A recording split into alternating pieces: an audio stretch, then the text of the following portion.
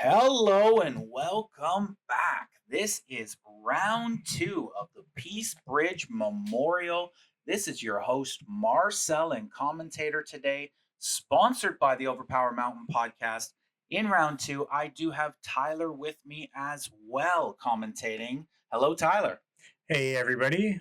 Here it's an all Canadian commentating group for this game again with some all Canadian players. So should be exciting. Oh, Canada. This is going to be a good one. We have Garion Sutton returning back after many years out of the game, playing Blue Beetle, Invisible Woman, Morlocks, and Long Shot.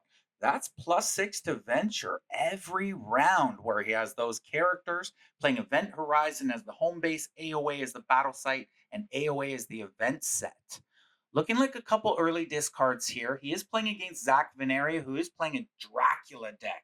Beast, X Babies, Old Spider Woman, Onslaught Citadel as well, and Spartan Training Ground. First round looking interesting. What's your thoughts so far, Tyler? So we got Zach playing a no energy icon event, maybe used to attack. They both play 6-4s. Zach with Little Colossus and Garion with Of course, that is the 6-4 for Blue Beetle as well. So the placing phase getting down here. It looks like Garion did have two discards to start this game. Zach, of course, on the other side, looking like he had a discard as well. And we are looking like we are at about 7 cards to 6. Let's see how this placement starts to keep folding out. Looks like Zach's trying to gain the early advantage of early placement. Garion, of course, having that advantage of +6 in this round and every round going forward, as long as he doesn't lose a character. That might be tough for Dracula to overcome because Dracula decks are known for not really having cards with a lot of numbers on them. And a +6 by default could be tough to get over. Also, I think Garion doesn't really have too many cards other than maybe the Morlocks remove and the Invisible Woman avoid that are really going to be affected by the no cards with the word teammate. So should be an interesting matchup. And you should know that coming from Tyler Bertrand, the Dracula master himself. So it looks like we have a venture out here. And wow, Zach just drops it right away. Now, Zach probably looking that he has 4 placed cards to 2, including his Spartan Training Ground. Now, Zach losing on his own event, though, is never a great moment. You always want that to punch your way. And we enter into the second round. Zach technically up 2 cards. Let's see if we get any discards. Yeah, that was interesting. I probably would have stuck around to at least play a turn or two on that event just to verify that he had playable cards. And Garion's event does nothing. It's just remove a hit from characters with an inherit. Because of Event Horizon, he does get to redraw for any additional events over the one. He did just have the one. Oh, Ooh, big discards on Zach's side. So it looks like 3 discards yikes. coming off Zach's side, probably evening it up. As you can see, Garion smirking and chatting in his little camera on the side there, knowing the game might be coming back his way. Yeah, I believe that's Zach's last 9 or less avoid as well for Spider Woman if he's only playing 3. So that's pretty rough in 2 hands to be down to 1. Now, as we start to see Zach's game start to play out here, one of his big strategies is to actually get Onslaught's card out of the battle site very early. Now, he did tell me early in the tournament he was playing several Onslaughts in his deck, looking for that card early. Now, I'm referencing cannon fodder to help defensively protect Dracula. We have a power leech placed on one side and a double shot placed on one side as well, with the fuel being placed right there on Invisible Woman for it. I believe that's the non power leech. That's just the leech. So he hasn't been powered up yet. You can tell because he's just in street clothes. He doesn't have all the energy around him. It's just more the chill leech, I guess. Thank you for pointing that out. He is referencing the Morlock leech being just the classic, of course, in IQ, making the same character in any hero being power leech, visually very similar. And what that does, of course, for anybody who does not know the Morlock's card leech, is discard any number of cards from hand. The opponent must discard the same amount of cards plus 1 additional placed card, their choice. So it can either be played as a just discard one of your placed cards, or I'm going to get rid of my hand and make you get rid of yours as well. Yeah, the optimal way to play Leech, it's a very interesting card. I was recently playing the Morlocks actually, and it's a card where once you're ahead, it can be really brutal because you just wait until they have their last four cards that they need to pull ahead in the battle. But if you're already ahead, you just throw away your hand and force them to throw away theirs. And if they have nothing left placed, you win. And it looks like Garen was Oh, able to catch up. He is, of course, holding a lot of venture there, thinking about it. He does have that +6. I believe he's at card advantage at this current hand as well, as Zach is holding four in hand, five, six, seven, eight, nine total cards on Zach's side. Garion also has that Caliban place, and Caliban has got to be one of the most flexible cards in the game, especially early when you haven't played anything from your battle site. Caliban getting you an activator of your choice from your deck. Looks like Garion went three. Zach reeling, looking like he's already starting to be on his back heels in this game, venturing back at him with one. Oh, Frictionless foam. Discard all placed universe cards, and you are -3. I highly doubt Zach will let that go through, as he had. especially playing as many negates as he is. And please remember that would have removed all of his Spartan training ground cards as well. Negate from Holocaust played. Let's see how Zach volleys back in this very pivotal round two, or battle two in round two. All Not right, he's reaching for thinking. not reaching for any ally, not reaching for the teamwork, looking like he wants to play a card from hand, His no teammate would be good right now. It would stop the double shot and the avoid. and just a poke with a big Batman 7 intellect right onto Invisible Woman. 1 to 9, almost telling him to use that 1 to 9. Yeah, that's interesting. I guess he just doesn't want to use place cards, and I'm not sure what else he has in his hand to lead with a seven. And he does use the one that nine or less. This is a classic scenario where you can kind of tell Zach doesn't want to run away right away and just give Gary in the round, but he also doesn't want to use any of those very valuable place cards, including his Spider Woman 1 to 9, which could potentially at this point be his final one in his deck. Yeah, the only issue with playing that seven right away like that is I think he gives away that he probably doesn't have a teamwork follow up because playing the teamwork would have been probably the obvious choice if he did. It's one place card, which isn't the end of the world, and he could play with a low power card. So he'd either play the low power card by itself or he would play it with the teamwork. The fact that he led with the seven probably means he doesn't have it. And experienced players like Garion will pick up on small little nuances like that. And friends, that is how you become a great player. Of course, noticing those little interactions as well. Looking to play Caliban, looking to go into his draw pile, looking to get the activator of his choice. And of course, playing that negate early to stop frictionless foam probably leaves Zach vulnerable at this moment to have to let it go. Also giving Gary an information that his leech that is sitting on the table would probably also access through as well. Yeah, the issue with Leech on the discard, the place card aspect of it is Zach can just throw away a training card if he wants to. So that isn't doing much. But if he is counting on the remaining cards in his hand and Garion decides to toss those, then he will be in trouble. So Garion to really get advantage of that leech that's placed on Morlocks again would probably have to cater in some of the cards from his hand to really make it valuable, as Zach really could just one for one peel off, as Ty said, just a training card from Spartan Training Ground. So he went and got his activator. He's volleyed the turn back to Zach. Zach playing again a card from his hand. There's that onslaught we saw him duplicate, and just a 7 raw power coming out. Interesting. I'm curious to see how many onslaughts he's actually playing because you can't use Beyonder to play your one per deck. And if that's two onslaughts gone, that means in by hand three, he only has at most two left, could even be one, depending on if he's playing three or four. And to have cannon fodder riding off that one last onslaught, that could mean that Dracula is pretty much unprotected for most of the game. So Zach is starting to slip away from his own personal deck style, but of course there are still cards in there.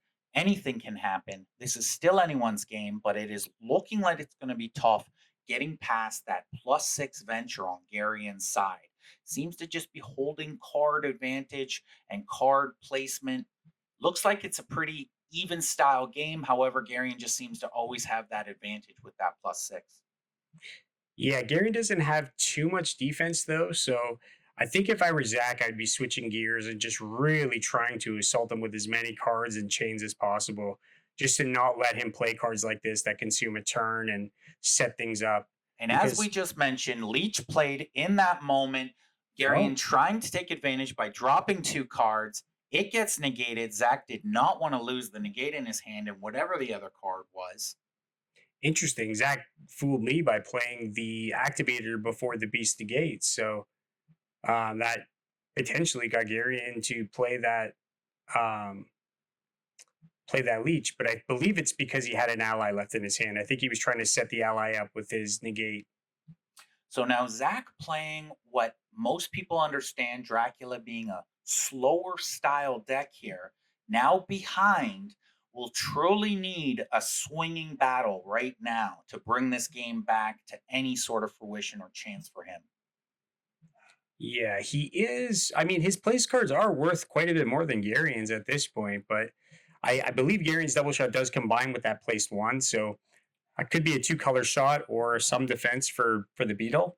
So here, as you see, Garion has placed down 2 events. He will now choose which event he wishes to play.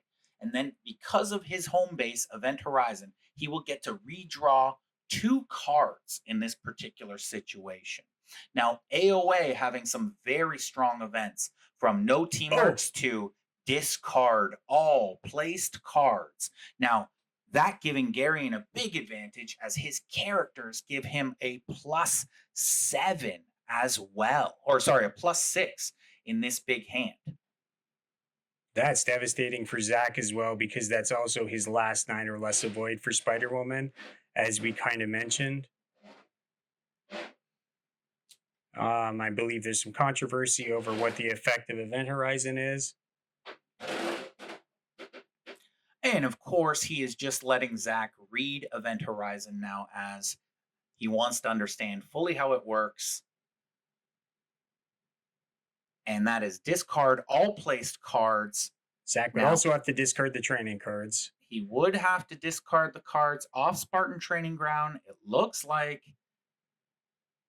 it is holding strong, and Yeah, Zach is holding on to those. I'm Garion not noticing, but Garion might also just be going for the win in this round and not fully understanding the board himself.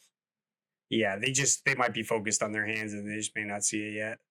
Now, perfect timing for Garion. As you can see, he has 0 KO pressure on any of his characters as Zach was sort of playing a slower place out style first couple of rounds. And as you can notice, Garion now with that +6, plus with even cards at this point in time, could potentially really go for the win in this hand. Yeah, so I think this does justify the play I was suggesting for Zach last battle, where he really needed to start trying to put pressure on. Now Zach does have an extra card. If the discards are even because of that purity of thought, placed a long shot back there, which is not playable.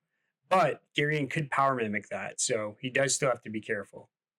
And that is one thing, again, when you're playing against an AOA battle site, Power Mimic being one of the main 1 per decks that does come out, you always have to keep those thoughts in your mind until you see what the person is playing. Now, Zach's starting to finally get his Dracula cards out, finally starting to place down. I'm sure he's wishing this was the first battle all over again. But at this point, if Garion can connect that teamwork, he might even be going for the win this round. And there's the connect as we speak. Zach did get the free training cards at this point, though, so I guess they both missed that. But whether or not he plays them is another story. There is a church transport place or a DZ, but remember with the new rules, Dracula can no longer play that on his own team. So it functionally works as a pin, or a target character can attack. In this case, it's also that they can't be attacked as well. And Zach really almost needing a to the last man here, which could potentially stop both the teamwork and the team defense on the other side. Of course, Garion does have initiative in this round and would potentially be able to get the teamwork flown off first. in anticipation that Dracula might have such cord. Now, the paralyzing gaze could also stop the Invisible Woman follow up and the nine. So there is a couple cards there that are nice. It won't stop the teamwork though, because Garion just placed another six to another power card to the Morlocks. But that's what I would be looking at if he doesn't play that right away. Would be to be playing that paralyzing gaze Invisible Woman. I'm assuming Garion knows this though, and is probably stocked with defense, or we'll work around it. Again, as we may have mentioned in a previous round, this is a scenario where I think Garion has this game in a pretty decent spot and doesn't necessarily need to rush his win advantage right now. He could potentially just keep playing, very methodical, very smart overpower, and just keep hoping Zach makes minimal mistakes and just slowly closes this game out. At this point, Dracula's really going to have to make a comeback. Yeah, what's really interesting is I believe that event would charge up Purity of Thought. So Garion, I believe, discarded five place cards, and those would count towards Purity of Thought. So if he does have the Power Mimic and he's able to Power Mimic that, he would be drawing five and keeping duplicates at this point. Big advantage. And as you can see, those are those combos that you are always looking for in the game of Overpower. Yeah, it looks like Garion was just stocking up, looking to finally get a big final hand that he's going to push his venture towards Zach here. Now, we're only halfway through the game, still lots of Overpower to be played. However, Dracula decks do get a little bit stronger as the game starts to progress on. So Zach may actually start to be playing into his advantage. Garion will have to look for a moment to end this game very shortly. Yeah, and there's another event to save the world, which is what we saw earlier today, which is again, I draw, you draw, I discard, you discard. Now, what's interesting is that would stop Garion from playing his Purity of Thought. Zach would be able to draw as many cards as him, but he wouldn't be able to keep the duplicates the way Garion could. So still holding advantage. Zach with two discards right there. Looking like Garion kept all of his cards. This might be the hand where just those one or two incremental card disadvantage might be exactly the push Garion needs to go for the win here.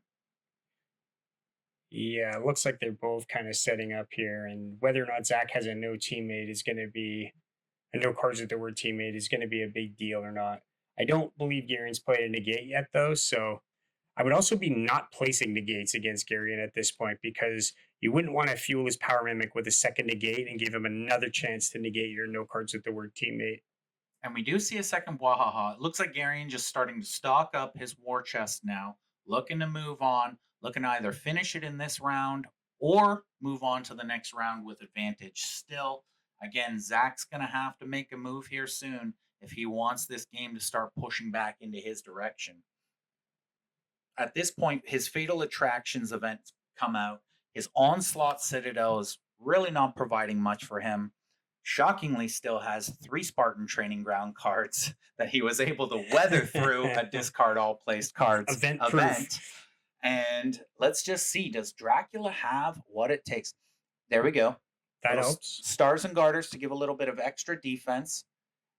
And Garion, of course, only having the negate in his battle site on his whole team, not really going to provide much fight against that play.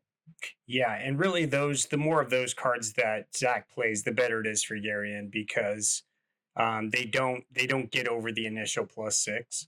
And at this point, that's what Zach needs to establish, is that baseline to just get the tie. And wow, another combo coming right out of him. Just that ally and frictionless foam.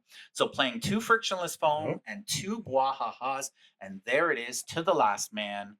Does Garion have his very vital negate from his battle site in his hand?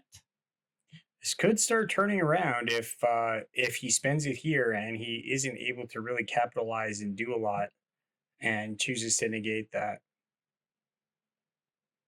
Well, he does. Oh, there is no negate. I think he did try to power mimic for the negate and realized last minute. This is one good thing about Zach playing that negate, whether he realized it or not. He played it early enough that it could no longer be power mimic. You cannot power mimic something that is in the dead pile, even if it's on top. It must be actively in play placed. That play the first player to play to the last man also prevents the second player from playing it. So it's not an option for Garion to power mimic the no cards with the word teammate. So we got a lot of placed action here. Now, Garion is locked out of several of his cards here at the moment.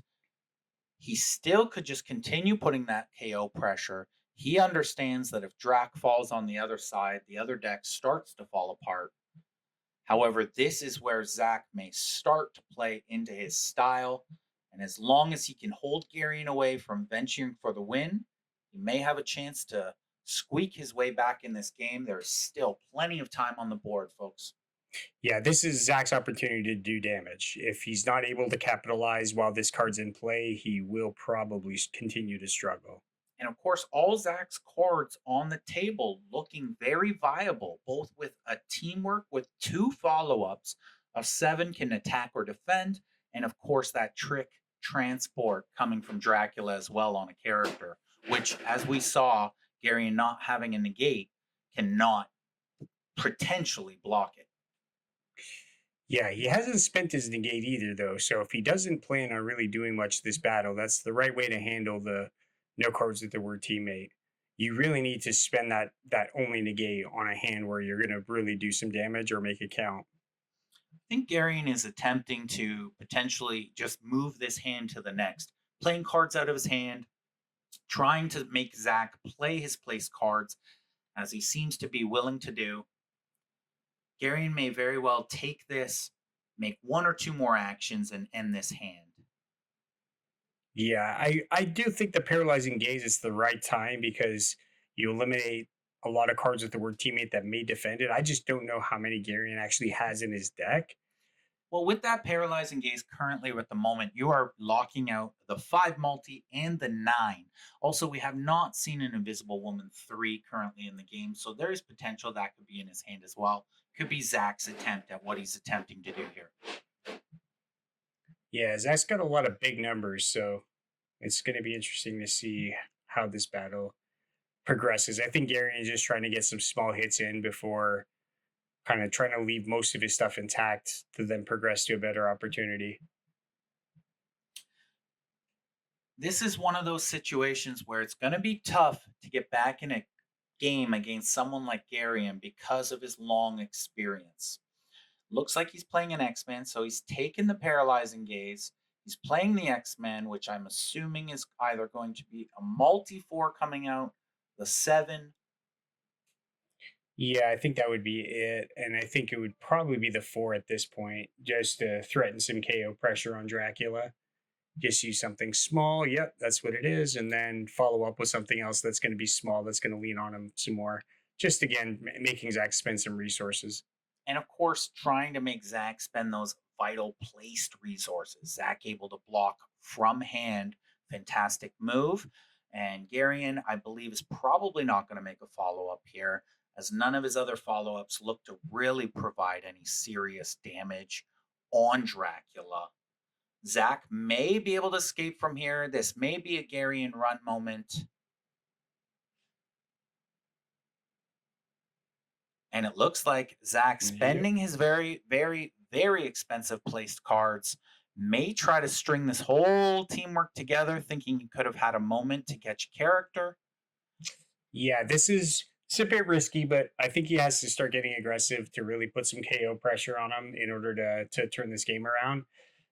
Because if he does draw another no cards with the word teammate in the next hand, he'll be in good shape. But if he doesn't, then he will be behind with no way of really evening out the cards and leveraging the fact that bringing making it even again. And in this situation, too, the one thing you have to understand, Zach needs to eliminate some of those characters on Garion's side. That +6 venture per battle is just daunting. That is almost a 2 card advantage just on its own, depending how you look at card values. Now, of course, apply that pressure, Zach. Let's see if you can get out Blue Beetle before the end of this round. Garion in the think tank, looking for his victory condition, looking on what he should play. Should he walk from this round? If he concedes now, he currently has a 7 card placement to Zach's 3. Yes, and the interesting thing is, if Zach can draw another no teammate, then I'm not sure what Garion is copying right now, but looks like a Stars and Garters potentially. Yeah, sadly, we do not have the audio currently, but it looks like he just power mimicked the Stars and Garters to place right onto Blue Beetle. Yeah, and it does not have the word teammate. It has the word team, so that is viable. And that is a 7 intellect Batman trying to just push, push, push and get rid of at least one of those +2s. Yeah, so Zach is essentially putting himself in a spot where if he isn't able to trigger another no teammate next hand, Garen will definitely be venturing a fair bit just based off the card advantage he's going to have left over here. But in situations like this, you have to play to your deck. Zach for sure is running multiple copies of To the Last Man. He is just working off odds and percentages, hoping that one is in his next hand based off the fact he hasn't had many this round. And Garion is just trying to do everything he can to apply as much pressure to Dracula himself, knowing that To the Last Man is the only way Zach will come back into this game, and just keeps mounting the pressure. It's giving Zach an opportunity to keep mounting his own pressure as well. Now, both of them having Stars and Garters on the table, they will be able to sort of volley one attack away. Who will have the most pivotal attacks to try to volley that away early? Yeah, I try to encourage you that if you don't see your any power doing much, don't be afraid to throw it on a character that doesn't have any hits yet. Sometimes it is more efficient to kill a character with 3 any power cards, even if you don't have them all right now, than it is to throw it on a character where they have 2 low different colored icons.